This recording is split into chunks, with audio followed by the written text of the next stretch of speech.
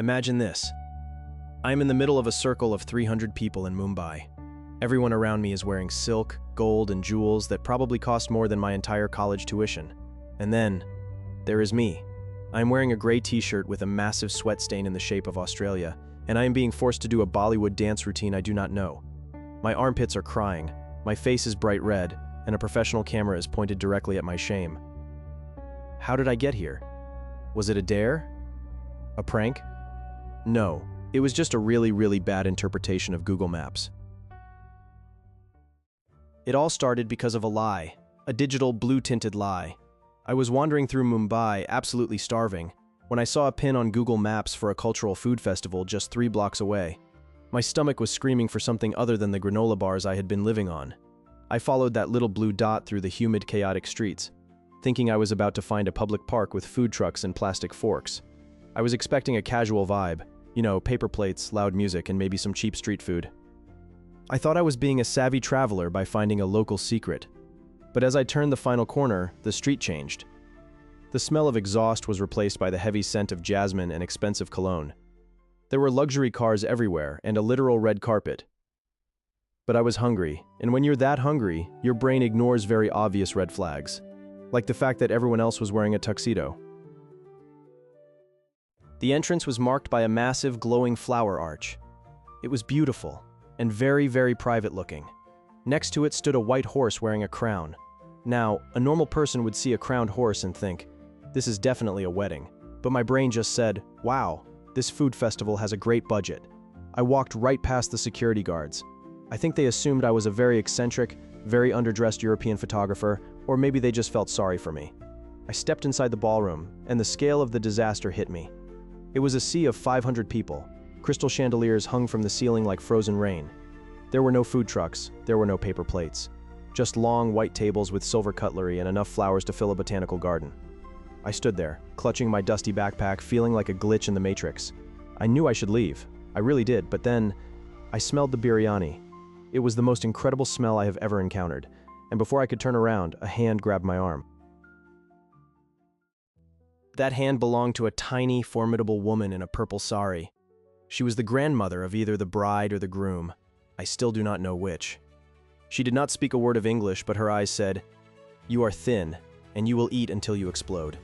She did not ask if I belonged there. She just shoved me into a chair and signaled a waiter. Suddenly, the biryani arrived. It was followed by butter chicken, naan, and 3 types of dessert I could not identify.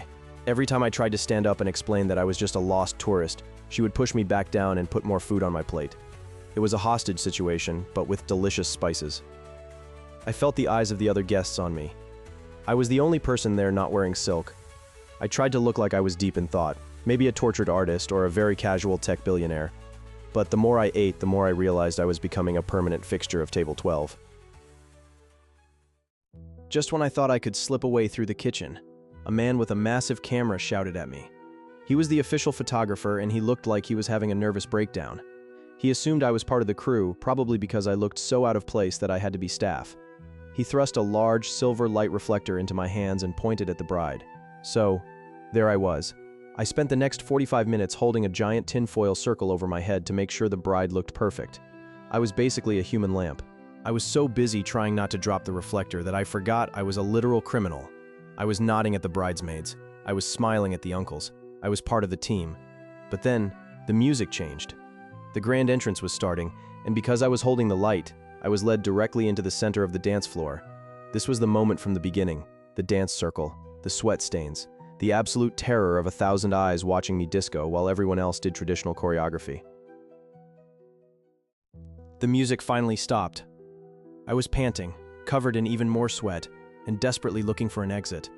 But then, the crowd parted. The groom, decked out like a literal king in a gold sherwani, walked straight toward me. He looked me up and down. He looked at my reflector. He looked at my damp t-shirt. He smiled. But it was a very confused smile. Then, he asked the one question I had been dreading. So, how exactly do you know my wife? The room felt like it dropped 20 degrees. I had 2 choices.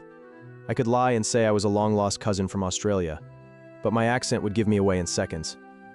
Or I could tell the truth. I took a deep breath. Actually, I said, I think I am at the wrong festival. Google Maps told me there were food trucks here. There was a long silence. A very long silence. I could hear my own heart beating. But then, the groom started to laugh. He laughed so hard his turban almost shifted. He thought it was the funniest thing he had ever heard. He shouted something in Marathi to the rest of the table, and suddenly, I was the guest of honor. The lost American had become the wedding's unofficial mascot. Even though they were being incredibly nice, I knew I had to leave. I couldn't keep eating their food for free. I felt a massive wave of guilt. I reached into my backpack and found the only thing of value I had left, a crisp $50 bill. It was my emergency money, my get-to-the-airport money, but I couldn't leave without giving a gift. I found a decorative envelope on a side table and tucked the bill inside. They forced me to get on a small stage and say a few words. It was the most awkward speech in the history of Mumbai. I thanked them for the biryani. I apologized for my sweat, and I wished the couple a life full of better-dressed guests. I handed the envelope to the groom, who tried to refuse it, and I practically sprinted toward the door. I didn't look back. I just ran until I hit the main road and hailed the first rickshaw I could find. My pride was gone. My $50 were gone, but my stomach was full. So, what did we learn today?